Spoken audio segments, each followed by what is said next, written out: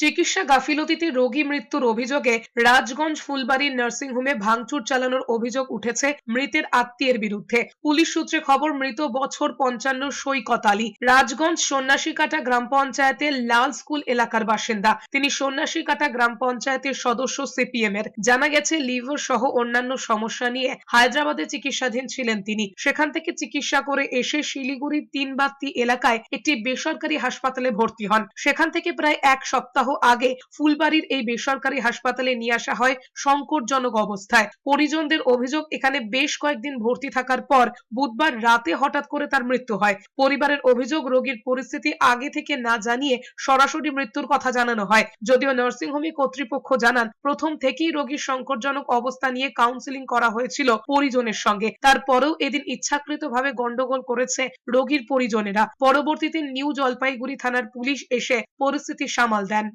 ট্রিটমেন্টের চেষ্টা করেছে, কিন্তু লাখ যে মানুষটিকে বাঁচানো যায়নি। একটা যে কোনো মৃত্যুই তো দুঃখজনক হয়, সে মৃত্যুটা এখানে হয়েছে। এবং তারপরে আফটার এফেক্ট একটা ইনসিডেন্ট ঘটেছে, যে ইনসিডেন্টটা এখানে ঘটা একেবারেই বাঞ্ছনীয় ছিল না। আমি চাইব যে সবারই একটা গুড সেন্স প্রিভেল করুক এবং আগামী দিন আমরা সবাই সেভাবেই চলব।